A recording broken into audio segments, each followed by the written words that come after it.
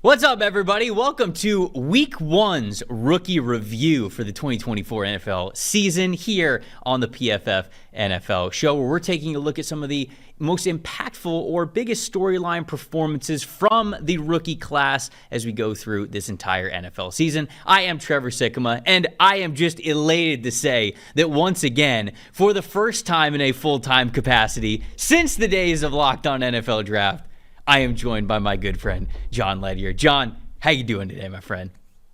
I'm doing so awesome, man. It's just so cool that we get to do this again together. You and I have talked about this for years, kind of like what's it going to look like if we ever get a chance to podcast together again. And so when you were gracious enough to ask me if I would be willing to jump in this capacity and talk rookies with you too, it's cool that we get to talk. We don't talking about the prospects before they get drafted, but we're talking about them kind of right as we're getting to evaluate them in the NFL, which is kind of a unique idea for a show. And that's something I think people know from our draft background that you and I are pretty well equipped, I hope, at least to be able to talk about those things, to be able to analyze those things. So it's kind of like a dream fit in terms of like being able to podcast with you, being able to talk about the stuff that's right in our wheelhouse. And this class of rookies is going to make it even more exciting. So I'm just elated to be here. No, man, I am as well. Selfishly excited to hear your draft takes, honestly, once again, because, back when we were doing Locked On NFL Draft, that was half the fun for me when we were co-hosting that show, is I get to hear your draft takes so much, and obviously this is a way that we get to do that as well. Anybody who might be watching or listening to this show that was listening to Jon and I many years ago, through the TDN phase and all that kinds of stuff, appreciate you hanging around, still following our work, and we promise that the show will be just as good, maybe even better than it was before, now that we've got it powered by our friends at Pro Football Focus. So, hey, we got a lot of rookies to get into here, especially some quarterbacks. Everybody loves to talk about quarterbacks. We'll talk about it at the top. We'll review the rookie quarterbacks that started, but then get into some other notable rookie performances that we saw from week 1 in the NFL. But before we get to that, as a busy parent out there, look, you want to give your kid a head start to their financial future. We know that, but investing can be both confusing and really time-consuming, honestly. Fabric by Gerber Life, though, makes it easy for you to set up an investment account that grows with your child and helps them prepare for their financial future. Fabric by Gerber Life, it was designed by parents for parents to make it easy to manage your family's financial plan with a UGMA account from Fabric. You can start investing in your child's future today. Now, what is UGMA? It stands for the Uniform Gifts to Minors Act. While your kids can't invest while they are minors, a UGMA account allows you to invest on their behalf and gives their investments more time to grow. There's no contribution limits, multiple tax advantages, SIPC insured up to $500,000, all online. Setting up an account could take you just 5 minutes, and it's as little as $1 a day. Join the thousands of parents who trust Fabric to protect their family. Start investing in your child's future at meetfabric.com/PFFNFL. It's meetfabric.com/PFFNFL, meetfabric.com/PFFNFL. Portfolios are managed by Fort Washington Investment Advisors Incorporated. Additional services provided by Apex Clearing Corporation. All investing is subject to risk. Monthly minimum contributions required. Learn more at meetfabric.com. Jon, I teased it a little bit there. I wanted to start out with the quarterbacks. And when we were sort of divvying up these responsibilities here as we were prepping for this show, you mentioned Jayden Daniels is the guy that you wanted to talk about the most. So, didn't get the win down in Tampa. Tough start in your career versus Todd Bowles, not going to lie. But what did you think about Jayden Daniels' performance? The statistics, the analytics, the confidence level, the things you can't measure, the things that you can. What did you think about Jayden's first debut here in the NFL?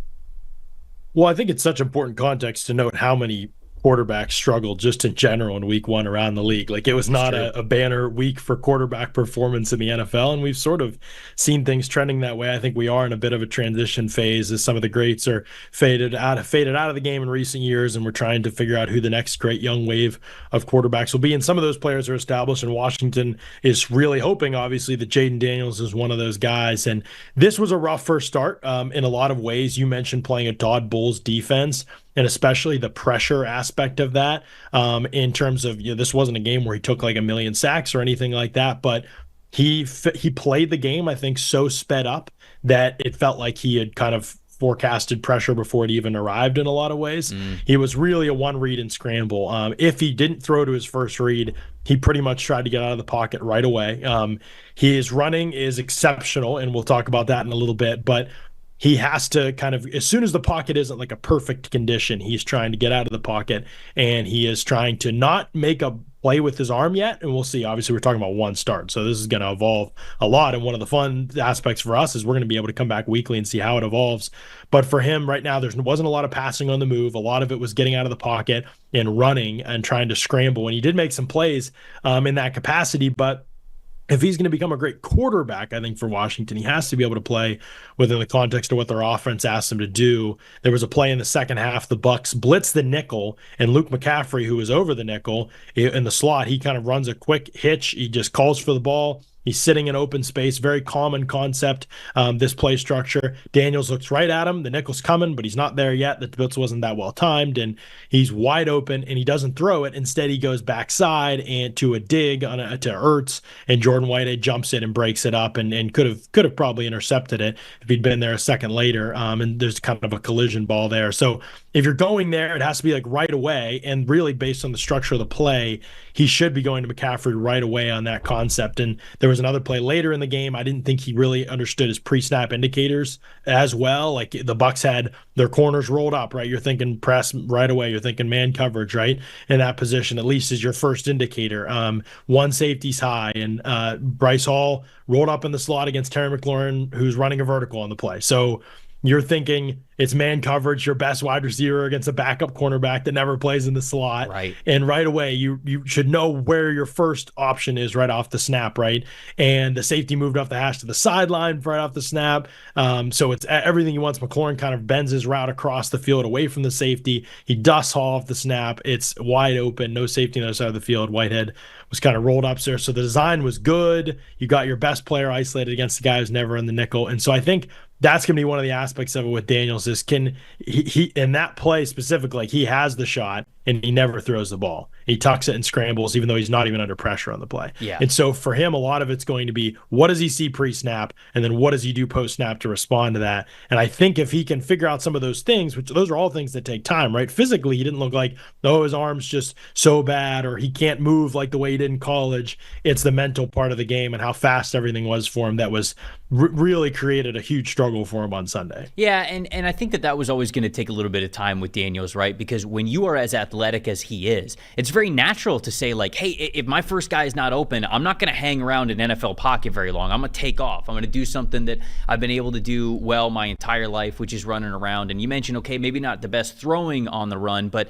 there were so many times when I was watching that game that he takes off to run, and I'm like holding my breath. Like he's moving faster than everybody else. So like that to me is going to be a true weapon of his game. So I get why he leans into it. But you mentioned, lack of success for Terry McLaurin, or I should say lack of production from Terry McLaurin. People were wondering where he was all game. They've got to get him more involved. But there was meat on the bone, I think, for Washington moving forward. So it's things that you could definitely get a little bit better at. And when you're coming from Washington's system to the NFL, it kind of makes sense that he would struggle a little bit with truly like getting to next progressions or, the pre-snap indicators he should have been able to do, but obviously it's an NFL debut, so I think that will come to him pretty quickly. But you think about the LSU offense, whether it was Brian Thomas Jr., Malik Neighbors, even Lacey as well, their third wide receiver, like these dudes were just open. Like they were winning the one-on-one individual talent matchup so often. And when you look across the field, you don't exactly have that at the NFL level. So it does sort of make sense why it was like, all right, one read, he didn't win immediately like Malik Neighbors used to or like Brian Thomas Jr. didn't. It's going to take Daniels a little bit more time to understand, like we talk about NFL open, right? Like that's it. Like this guy is NFL open. And when you look at it, it might not be open the way that you think it is. There might not be a ton of separation there, but learning to trust his receivers when they are NFL open, if you will, I think will be a little bit of a work in progress for him. But is that something that you saw as well? Is that what you would kind of like to see from him in the short term moving forward? I think so, yeah. I mean, he's going to eventually have to get more comfortable throwing the football down the field. There was actually quite a few opportunities to do so in this game, and he only let one go. He let two go as the game went on. There was one that was pretty well covered. He threw the ball kind of 10 yards out of bounds. I don't know whether he could have put it in the field of play and given McLaurin a 50-50 shot. And then there was the go ball to open the second half. First play of the second half, I believe, that was over McLaurin's head. He beat Jamel Dean on a double move.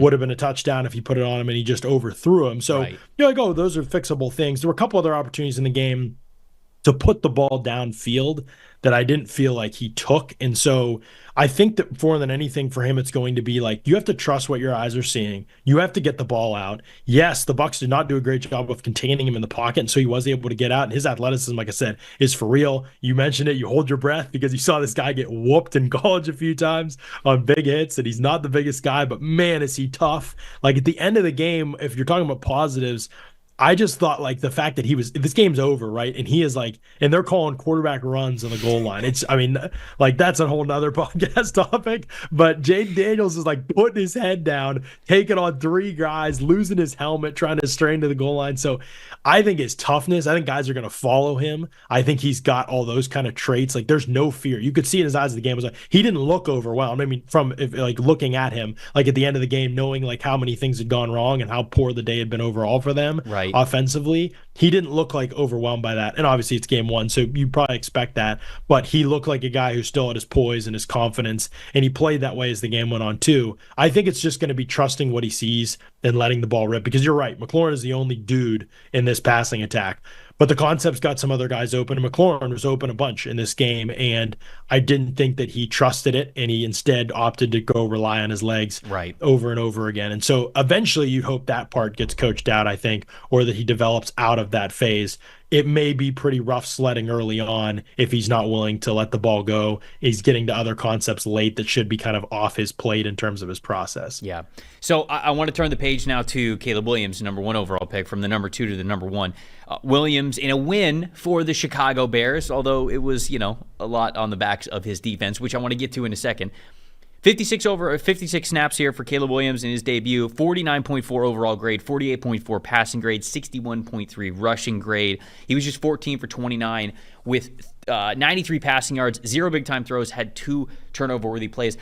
When I watched Caleb's performance, I also felt like he was a little locked into his first read when I was watching this game, and that makes a lot of sense thinking about his background, right? And I think that his whole style of play that we saw when it really started to break down, when it was really asking him to sort of, get outside of structure or deal with pressure or whatever, he just reverted right back to USC Caleb Williams, which isn't the worst thing in the world, right? He won a Heisman Trophy, but you can just see, one, you got to eliminate the sacks that lose you 20 yards, right? Like you got to, those cannot exist in your brain at all whatsoever. There were a couple of times where he was just really playing with fire. And I know people talk about, well, you don't want to coach out the playmaking from Caleb Williams. You don't, but like those plays you have to completely eliminate, because the drives that you get in the NFL are more valuable than they are at the college level. And there were not only the way that he kind of operated the pocket, but there were also a couple of throws from Caleb Williams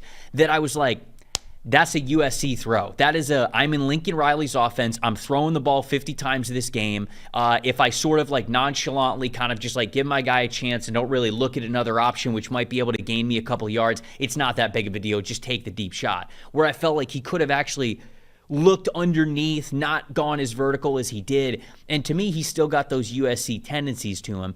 Something I would like for him to figure out, and I don't know if this is going to be a year 1 thing at this point because it's really hard to change these in season. This might be an off-season thing, but his gift of being able to deliver the ball in an incredible way, sort of off a regular platform, like the feet are all over the place and the throwing motion's not always exactly like ending where it did before. It's a little irregular. Like that stuff showed up in some true ball placement issues with Caleb Williams. And I think that we saw that as well. So it looked like USC Caleb Williams out there for the Chicago Bears in week 1. And those little things that we talked about that he needs to get better, well, hey, look, he still needs to get better. Now, I will say this. They're doing a pretty good job, I think, putting him in a comfortable situation. They had 12 snaps with an empty backfield, which was the second most in the league from last year. So they're putting him in that familiar situation to really stretch the field horizontally as well as vertically, be able to read a lot of different things. But when you have all of those different options, I think that you got to be able to get to those progressions. It can't just be the guy that you think has the best matchup in the pre-snap. Sometimes you got to be able to move on, even with limited protection there. I know you don't have as much time when you're empty, but being able to kind of understand where the ball needs to go a little bit better, I feel like he could have done a better job there. But ultimately, John, I actually think this was a perfect game for Caleb Williams. Why? Because he wasn't good and his team won. Because what did we talk about with Caleb Williams throughout the draft process? USC's defense was cheeks. He thought, if I don't score 50 points this game, we're not going to win. And he developed a lot of those tendencies and habits because of that. And he wasn't wrong. Now, week 1, he does not play well. He is not the reason why they win this game. He could have been a reason why they lost the game. And yet, they win because of the defense. And it was a great learning lesson for him. I think it was an ability for him to, after the game, go to his locker room, take a deep breath, and be like, oh, okay, I don't have to be Superman to win in this league. I've got a good enough team around me, which I think was a good thing for Caleb. So I don't know how much of him you caught, but what'd you think of Caleb? I think the key for all these guys is going to be, and obviously we're talking about them today because it's week 1, rookie quarterbacks, how do they perform? It's a topic, like people want to hear about it. It's a big reason why we're covering them. We're explaining what happened within the context of a certain game, but I think what's so interesting is not expecting this to be where these players are developmentally. And one of the fascinating things to watch this season will be how much their offenses change based on what they're showing in the first couple games. Like, for Jayden Daniels, for example, like 26% of his pass attempts were beyond the first down marker. That was 28th of 30 teams that played before Monday night. Wow. So, he's barely throwing down the field at all. But how much of that, do you expect to continue with Jayden Daniels? Do you need to tailor to make him more comfortable on shorter stuff, or do you want to just continue to push him in a direction you think he'll be based on his college tape, which he put the ball down the field all the time? And I think it's similar with Caleb Williams.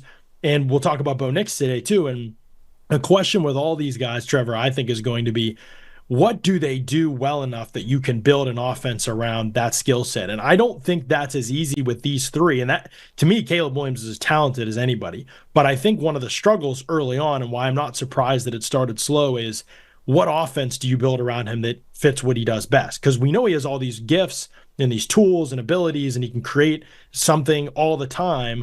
But what offense is structured best to be able to get to what he does best all the time? Like Shane Waldron's been a big play action guy. Is he going to continue to be that? I think there were 5 dropbacks play action for Williams in this game, if I remember correctly. I mean, so I think a lot of that is going to be figuring out what he's comfortable with. Can he turn his back to the defense yet and then turn around and make a read and trust what he sees and be able to deliver the ball with a good platform? Those things can help a young quarterback because they define the read and they define the pocket usually a lot of the time. However, some guys aren't comfortable turning their back to the field early on. So I think all of that is just going to be interesting to see what does offenses change dramatically as players show different things? Do they overreact or do they properly react? Or do they say, you know what? No, we're going to stick with everything we've been doing. We're going to push and push and push to try and make them better in these ways. And at the end of the year, we'll evaluate, because there's no clock on it for these teams. I know everybody wants to put the Bears in the playoffs, but there's no clock on it for the Bears. There's no clock on it for the Commanders. These are teams that absolutely need to develop these guys slowly. And so to me, that's going to be the key storyline to watch with all these guys. I know we're talking about in week 1, but where do they end up, mid-season? And when we come back to this podcast and we're talking about these guys again, where are they at that point? And what is the system around them and how has it changed and developed? Yeah. And I think that's a really good way to sort of usher in the Bo Nix conversation as well, right? I mean, Nix, 28th in the NFL this past week in week 1 with an average depth of target of just 6 yards. When you look at passes in which he was targeting players 10 or more yards down the field, he was only 2 for 11 with 42 yards, and all 3 of his turnover-worthy plays came when he tried to push the ball deep down the field. So when you think about Nix and when you think about what he did really well at Oregon, it was a lot of shorter stuff. It was sort of understanding the construct of the offense, getting the ball in the hands of your playmakers, not just passing it to those playmakers though, truly giving them an opportunity to make the most of it in space, leading them correctly, having the right timing and rhythm on screen passes or slants or short routes over the middle, whatever. And Nix, I think, when people talk about average depth of target being low, I think a lot of people just assume this means that he's not a good quarterback. There is still elements of being a good quarterback throwing it short when you are truly allowing playmakers to shine. Now, if you're all over the place with your accuracy and your true ball placement when throwing it short, yeah, you're also probably not a good quarterback in some other areas too. But Nix at Oregon was really good at setting his players up. And this past year specifically, when he needed to hit throws that were deeper down the field, when he needed to hit NFL-type throws, if you will, he showed that he could. It just wasn't a regular thing for him. So that sort of gave me faith for him going into the league.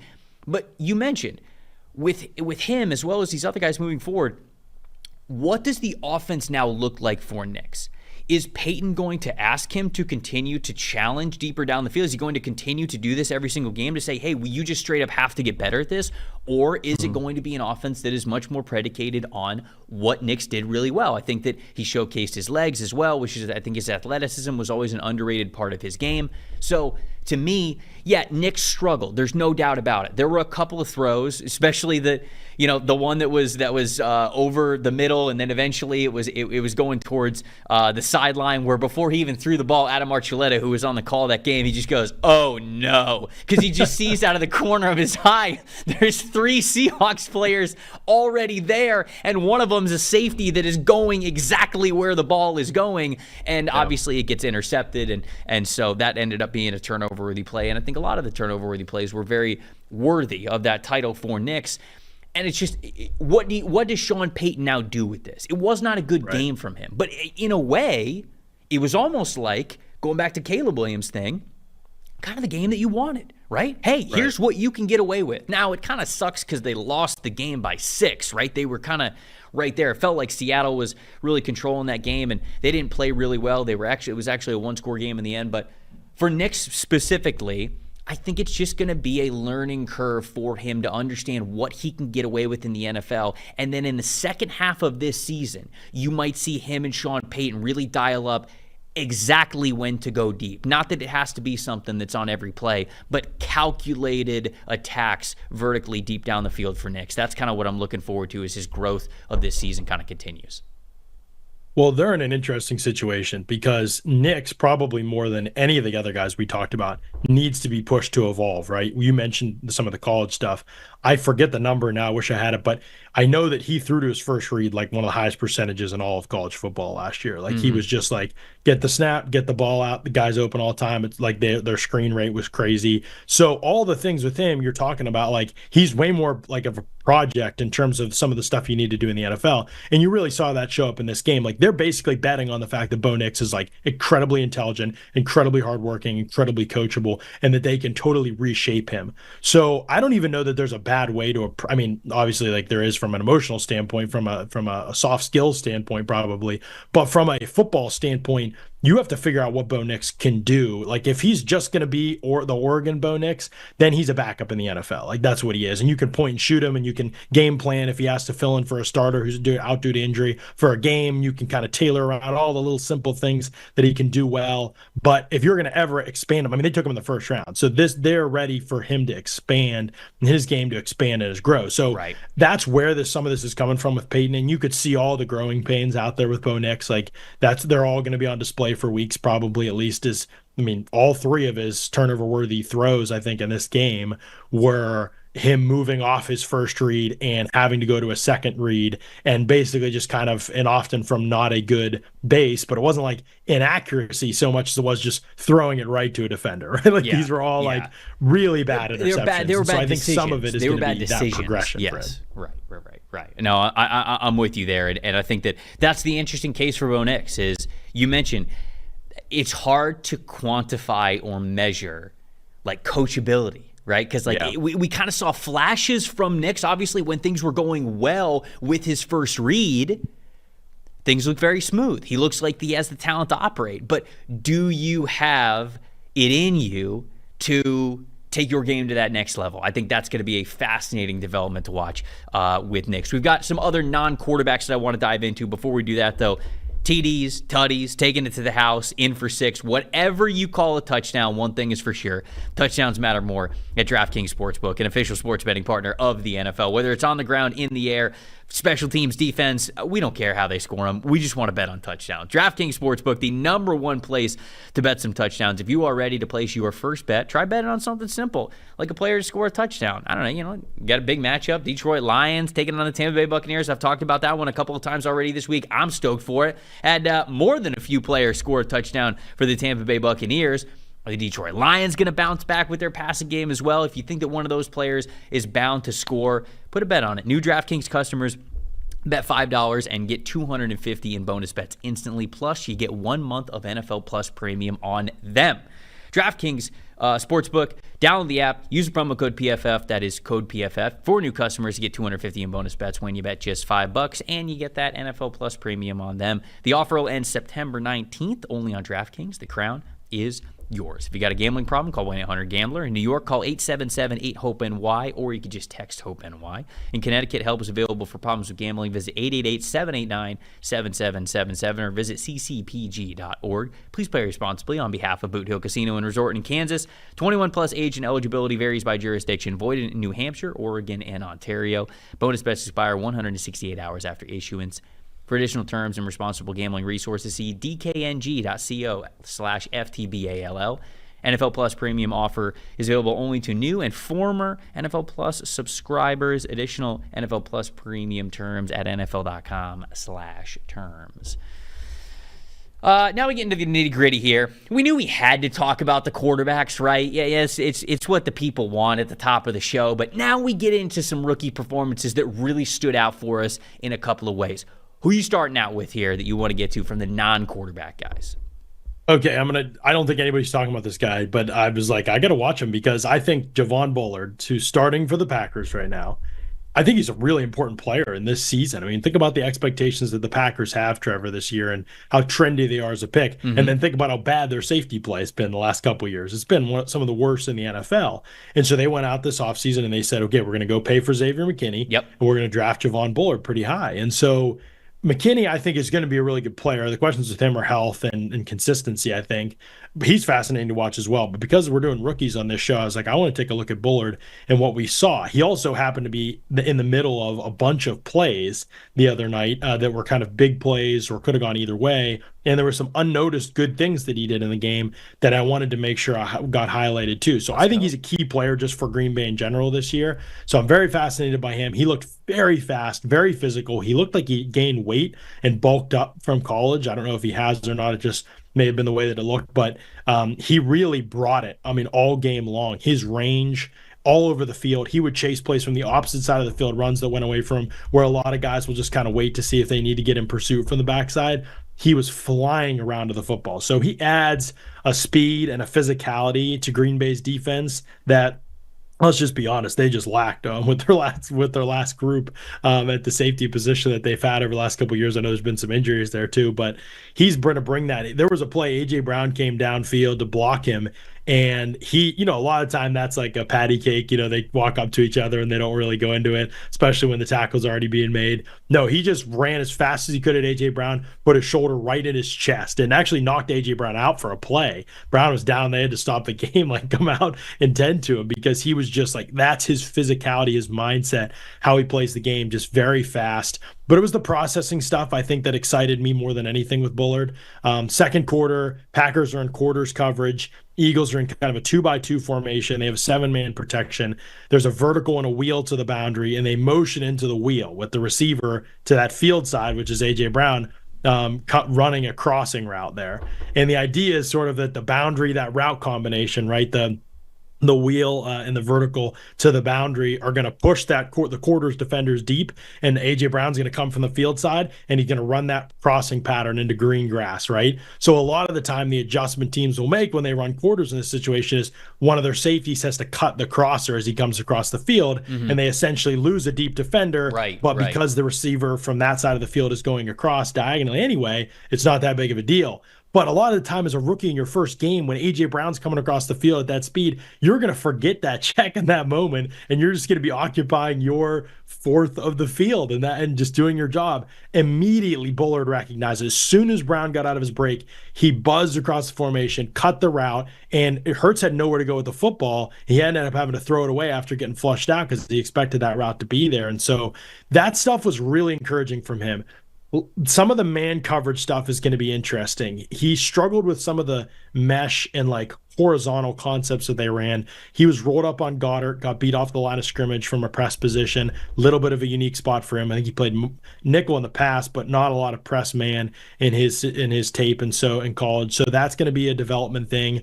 He was the deep safety on the go ball to A.J. Brown for the touchdown. Obviously, he didn't get beat on that play. That was Jair Alexander, but he Right. came across and should have made the tackle to keep it from being a touchdown. Just took a bad angle, missed another tackle on a shallow cross to Devontae Smith, kind of bounced off him. Good game for Devontae Smith after the catch, I thought. But I think there were really good things. There were also like, okay, it might be up and down as a rookie, but if he can get some of the, I mean, that a lot of that stuff is just like, oh, I've got to adjust angles from a deep safety position. Like, I think some of that stuff can be improved on as he watches tape and sees some things. It was also kind of an interesting go ball because it was kind of thrown inside a bit, but I think there's a player in there. I mean, like I said, statistically, he might get put on a poster a few times this season, Trevor. We're going to be seeing him in the low lights and the come on mans at times. But like, I do think there's a lot of talent with Bullard. And so he's one I'll definitely be watching this season. Dude, I love Javon Bullard. He was one of my favorite players that we had in last year's draft. And the way that I kind of talked about him and quantified him is a little bit of what you're saying already showed up in week one.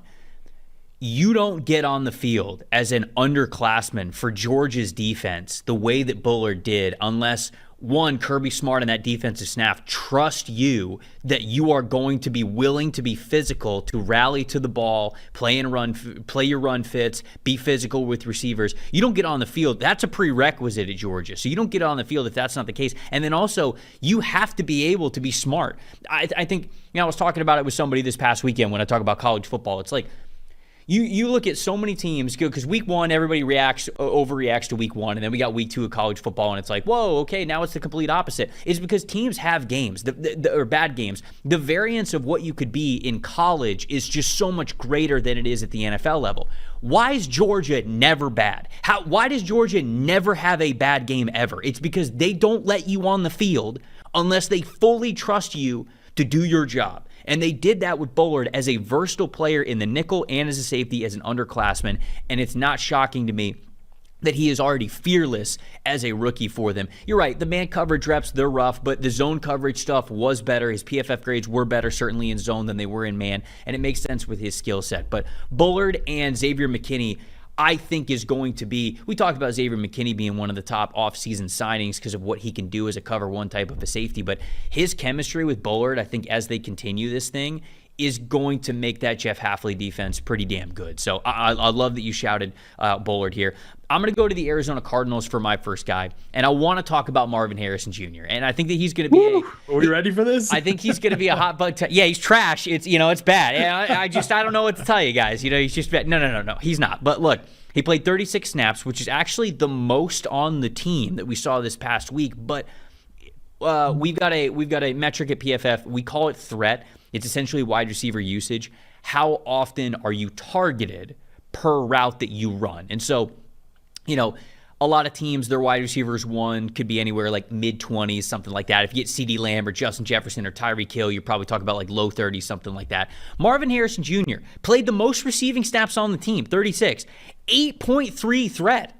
I mean, that's just, like, they weren't even throwing him the football. 45.3 receiving grade. He only had 3 targets, 1 catch for 4 yards. He had a drop as well.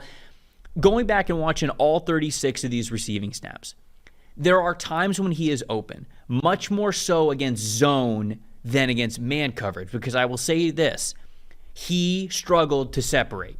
Whether it was in press coverage at the line of scrimmage or at the break point of his route, when defenders got hands on him, the only time that he really separated, there was one rep where he had like clear separation.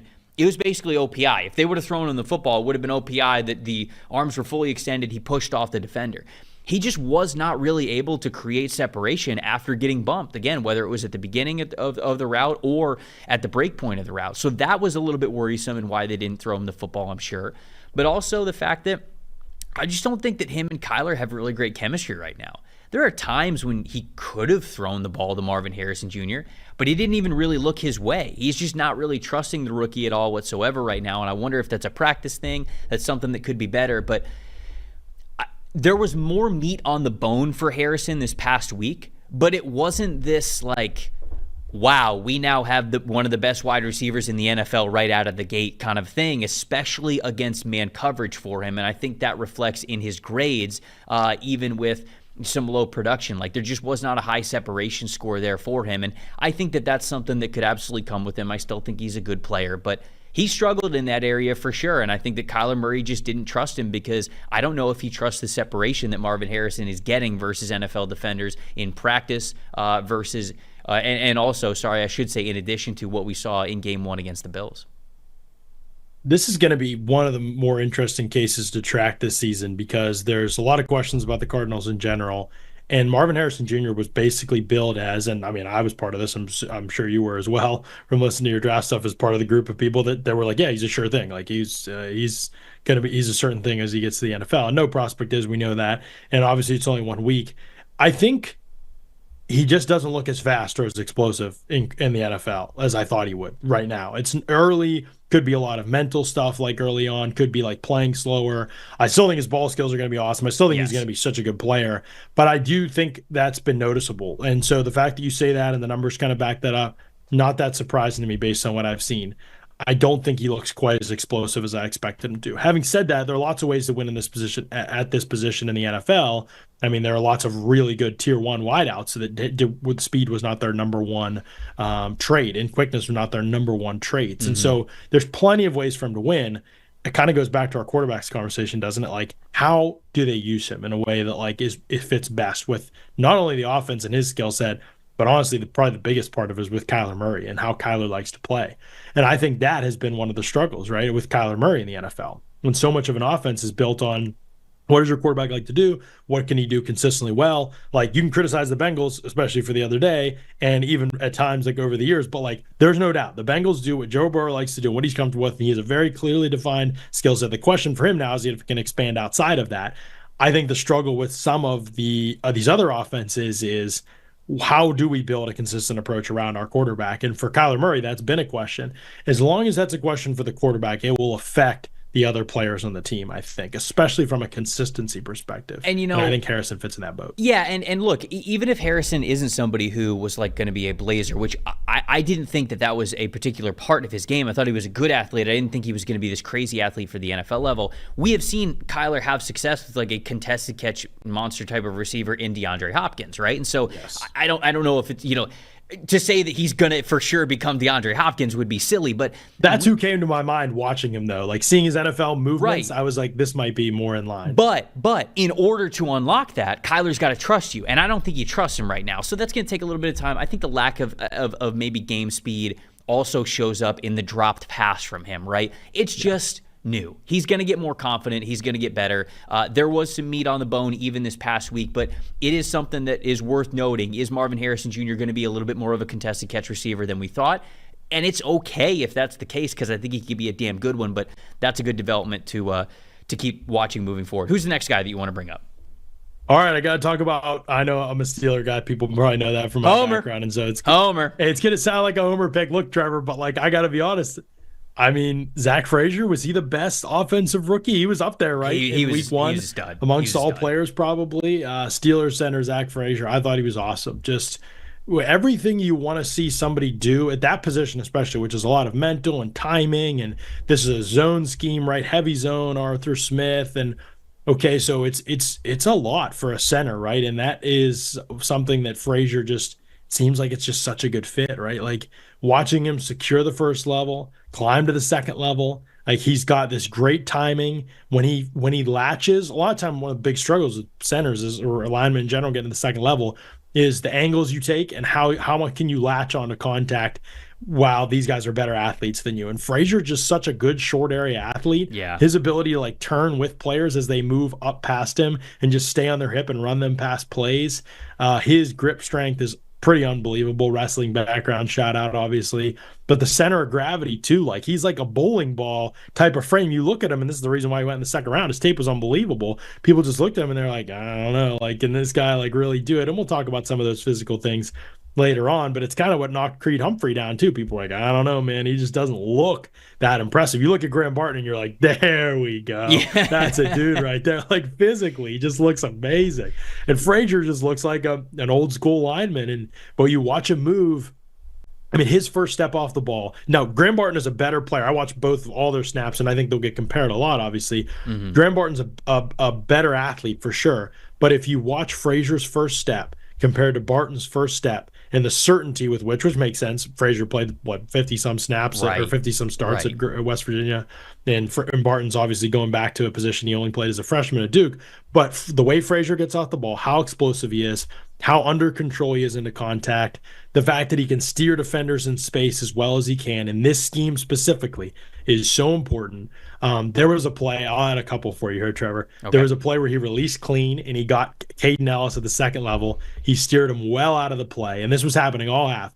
So the Falcons start, it's a coaching point on the sideline, or at least something they talked about pregame, or their players are just talking about. They start holding him so he can't get to the second level. They're like grabbing hand inside the jersey. So he actually, a center, he drew a holding flag. He drew a holding flag on the defensive line because awesome.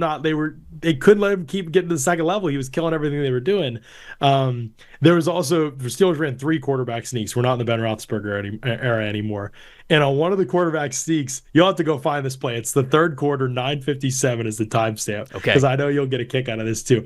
He comes off the ball and he's got some help from the guards, but he drives both. He kind of just wraps his arms. It's a quarterback sneak, right? He wraps his arms around the waist of like both of the A gap defenders, and he just drives them straight off the ball. And in his right arm, he picks up Nate Landman. He's literally carrying him. Both of Landman's feet are off the ground, and he's just holding him around the waist. And you can see at the end of the play, like after the whistle, like drops him back on his feet, and Landman like taps his helmet or whatever. And it's just like he just has this brute strength and this great, the double teams getting shoulder to shoulder, getting vertical. He just feels like a player who is so pro ready in every way. And the worry is just like, what's the ceiling? Is he I think he's going to be a tier 2 center by the end of the season. So it'll be probably a top 5 center. I think tier 1 is only a couple guys these days. I think by the end of the season, the question is what, like physically, because he is a little bit more limited in terms of length. I don't think athletically he's actually limited at all for this position. I think he's fantastic. But I do wonder about like physically, like there's some guys that can outreach him at times. Onyemata kind of had a play where he stacked him and worked off him in pursuit of the ball. So I do think that there are certain matchups that he may have harder time with. It's also worth noting the Steelers had, I think, 10 true pass sets on their offensive line in this game. So we didn't get to see all my notes basically that I said to you were in the run game because there was hardly anything notable really in pass protection. Like it was just, I mean, he did a great job, but he was hardly ever like really tested. So how he evolves as the scheme evolves, hopefully, and they have more true pass sets will be a question. Some of the physical length things we'll still keep watching, but he's just such a pro-ready player. He just looked so awesome and so ready to go week 1. Born and raised in West by God, Virginia, and he's got the Southern strength to prove it, man. I mean, I got to go take a look at that snap specifically. I knew you were talking about Frazier, so I didn't watch him too much. Now I got to go back and watch him play. But look, it makes sense reading the scouting report, right? You mentioned ton of snaps for him as a center. Would make sense that he is still moving confidently with that. But I think it is worth noting, we just talked about a lot of guys, whether quarterbacks or non-quarterbacks, where we go, hey, like it's game 1. It's the NFL. They're figuring it out. Every rookie's got to figure it out. And you get a player like Zach Frazier who goes, I'm home. And it's just like he just looks that good right away. That is also really worth noting. I think when rookies struggle early, you don't necessarily have to hit the panic button. But when rookies succeed early, that is something that really deserves some praise and some recognition. So I love that Frazier played as well as the PFF grade was showing that he played there. My next guy that I want to go to, my final guy that I'll bring up for the show, I'll stick with wide receiver. I'll go with the flashy positions today. It's all right. I'll let that be my cross to bear. I figured you would. Like that's why I was like, oh really? Was it the hair gel? What gave it away? What gave away that I was going to leave? It's probably the hair, I think. Yeah. So Brian Thomas Jr. Obviously the Jags didn't come away with the win. They could have. They were close. Probably should have. But I was so impressed with Brian Thomas Jr. and I really like this draft pick a lot for a team that very clearly wanted to push the ball deep down the field last year. They were top 10 or top 5 in throws 20 or more yards down the field, in attempts, big-time throws, completion percentage, yards, everything. It's what they wanted to do. In this offseason, they got receivers to be able to do it. I think Brian Thomas Jr. headlines all of that very, very soon. Played 22 receiving snaps against on Sunday against Miami. 76.2 receiving grade, had 4 catches for 47 yards, already a 20% wide receiver usage or threat percentage. You can tell that Lawrence just wants to rip it to this guy. When he's on the field and when he is running those vertical routes, like You talk about Harrison Jr. maybe playing a little bit reserved, not as confident. Brian Thomas Jr. is out there playing confident, I feel like. And Lawrence is looking his way often. So it was 4 catches this game. I think that will continue to go up, specifically on third down. Third down was an area where I thought the Jags really struggled yesterday. They were 2 for 10 against Miami. I think that they really struggled on third down last year as well. And they had 2 attempts where they went to Christian Kirk on third down, and I think he had 2 drops on third down, if I remember correctly. They went to Brian Thomas Jr. once on third down, and it was the touchdown in the back of the end zone. I think that when people look at BTJ, they think of him as just a vertical threat, and obviously that's what he brings to the table first and foremost. But he is so explosive, and he has such great body control that you were seeing some speed outs that he was creating a lot of separation as well. And I think it's only a matter of time that we really start expanding the route tree for this guy to get even inside the numbers as well. A lot of stuff's outside the numbers right now with him. But I was really impressed going through all of his receiving snaps, seeing not just the times that he got thrown the football, but the times where I go, man, if this is week 1 for you, I think he's going to be option number 1 in the passing game for this team sooner rather than later. And I think that he could be in for a major year as long as he is healthy, because the Jags and what they want to do as a team lean so much into what he does very well. So very impressed with Brian Thomas Jr. yesterday, even though it was 4 catches, 47 yards. The touchdown catch was great. The chemistry that Lawrence already has with that kind of speed, you could see on the touchdown throw, is already at a really high level. And I think that as he continues to round himself out more as a route runner, which I think he will because of that body control and explosiveness, I just think that we're going to see some really good connections between him and Lawrence, or between him and Lawrence as the season goes on. So big fan of what I saw as a baseline for what Brian Thomas Jr. did on Sunday. Oh yeah, he looked great. I mean, this was, if you were a Brian Thomas Jr. fan, like pre-draft, you have to be thrilled, because he was a risky player, I think. And the big question was, is he going to figure out how to play like the game? Like, he ran like 3 routes at LSU. Right. Just like, it was kind of like, is he going to continue to be good in the NFL? Like, it's just such a mental position. It's so different when you get to this level. And everybody agreed he had unreal traits, and that's basically why he was drafted. But it's just an upside play. And so the fact that he looked this good week 1 is crazy, because he's not a player you'd be that worried about if he had like a middling rookie year. Exactly. You'd be like, okay, he's young, he's inexperienced. Like, it's a long-term payoff, you know what I mean, for him. So, I mean, the underthrown ball that ended up being a flag, I think his first target of the game in the first quarter, he beats a guy deep, and the ball's underthrown by Lawrence off a play action shot. He draws the flag anyway. Like, that's a touchdown if the ball's on the money. Way he worked across the field and kept moving through the zones to find space. That's a heady veteran caliber type of play. He didn't have to do a lot of these things at LSU because, like you said earlier when we were talking about Jayden Daniels, these guys were always wide open. He's just better. He's better than every corner that he went up against, right? You're right. It was just athletically, it was ridiculous at times. Like, nobody could like stop a lot of the things they did. What I still liked about Thomas was I felt like when he had opportunities to show ball skills and post-catch ability, he did that on tape. And so that just showed like there were some instincts there. I think there was some level of nuance to his game. But I did think he was kind of a question mark overall.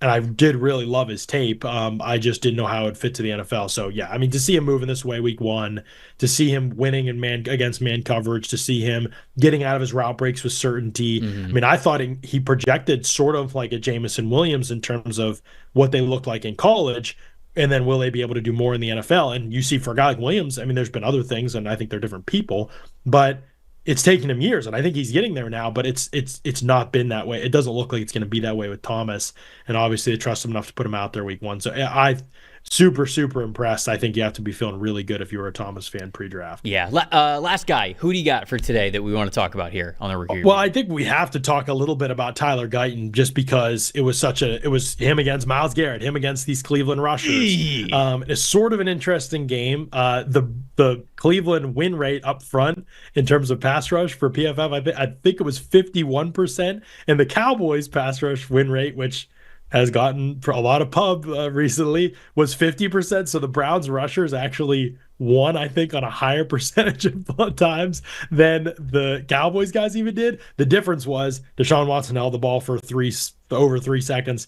Dak Prescott held the ball for an average of 2.38 seconds, fastest in the NFL in week 1. And so he was getting that thing out of there. And it's a good thing. And it'll be curious moving forward as if he can. I thought Guyton, considering he's going up against who I believe is the best individual, if you just want a one rep off pass rusher in the NFL, and you don't know what he can hit you with, and you need him to win one pass rush to save your life, Myles Garrett is the guy that we should all pick, I think, because there's so many different ways that he can win. And so knowing you had to prepare for that and face that, I thought there were some good things. He gets out of his stance pretty explosive. All these traits are there. The physicality is not overwhelming for him. He will match that in terms of how he plays. He's got confidence as a player. One thing he has to do better, or he's going to get beaten to the corner, and not just by Garrett. There were other Cleveland pass rushers that beat him in this game too. He has to trust his feet to beat the rushers to spots on the field. A lot of one step out of your stance, whether it's and definitely setting against wider alignments is definitely going to be an adjustment for him. Not as much of that in college, a lot of tighter alignments. In the NFL, they're putting those guys out there in the wide nines and letting them tee off on you and have a great angle to the corner. Right. He is going to have to adjust to those things at the NFL level, because what you saw was a lot of short setting or undersetting, and he didn't get beat inside very often. But when that's the case, he can't steer. In college, he would just steer rushers upfield, even if he's short set, because he was such a good athlete. Now he has to extend those sets. These guys are freaks in the NFL. And one of the biggest adjustments for college offensive tackles to the NFL is recognizing the fact that almost everybody you face is a freak, and they tee off way more in the league.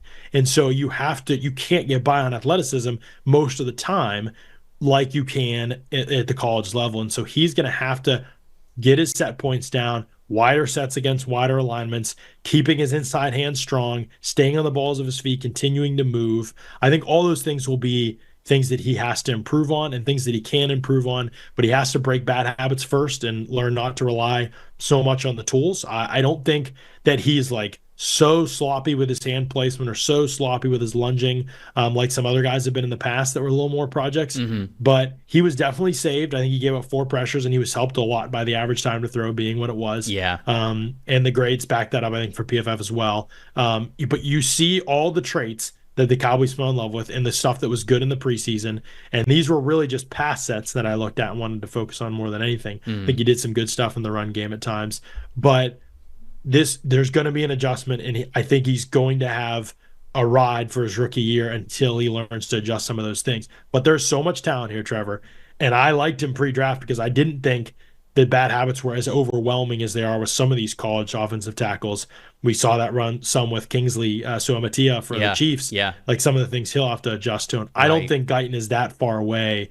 And I certainly think the sledding is going to get easier for him, not having to face this group of freaks that Cleveland has up front. Yeah, full context. Obviously, it was a tough game for him out of the gate, but there are definitely things to build upon. And I'm glad that you sort of put him on a realistic plane of not just where he was as a prospect, but offensive tackles in the NFL in general who are getting their debut. Ian Beckles, he was a former Tampa Bay Buccaneer offensive lineman. I used to do his podcast when I was down in Tampa, and he would just tell me all the time, "Hey, Trevor, rookies suck until they don't." That's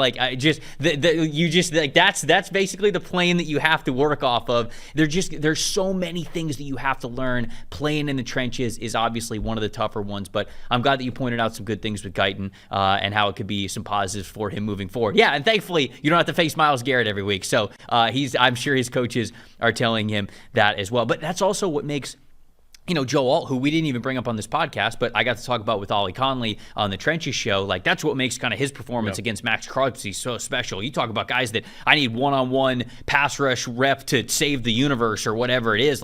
Crosby can hit you with so many different things, and Alt was so impressive. So again, that recognition of how well he played early on, not normal for offensive tackles, but I think that Guyton can get there as well. John and Ollie do a great job on the Read Optional podcast, which you guys can go find over at Audibles Analytics. So if you love the trench talk, if you love the rookie talk, you can get more of that over there with their great stuff as those two guys team up. But John, this is a lot of fun, man. I appreciate it. I'm so much looking forward to doing this every single week with you, but thought it was a really fun first show, man. Appreciate it. Oh, it was great. And one of the hardest things is trying to narrow it down. There's so many rookies to watch. I was like, can we talk about the Rams D lineman too? They got these two rookies that we're going to have to talk about on a show coming up here because they've got two guys they're relying on a ton this season. Cooper Beebe played great for the Cowboys in his first start. We got to talk about these other rookie wide receivers. We didn't talk about Brock Bowers. That's one that, I mean, talk about a controversial pick and what that means for the rate. Like, there's just so much to get into. And we won't get to all of it every week, but we will get to all of it this season. And I'm just so excited for it. Yeah, we'll get into some offensive and defensive rookie of the year talk as well as the season goes on. We get 4 or 5 weeks into that. We'll check in on that good stuff. Basically, everything that you would want to cover the rookies, we got you. But let us know if there's a rookie that you want to shout out that you really want us to watch in the next week, or somebody who's trending in the right or the wrong direction. Let us know in the comments. That's the best way to do that. But appreciate everybody watching. I'm Trevor Sikkema. That's Jon Ledyard. Thanks for watching the Rookie Review. We'll see you next week.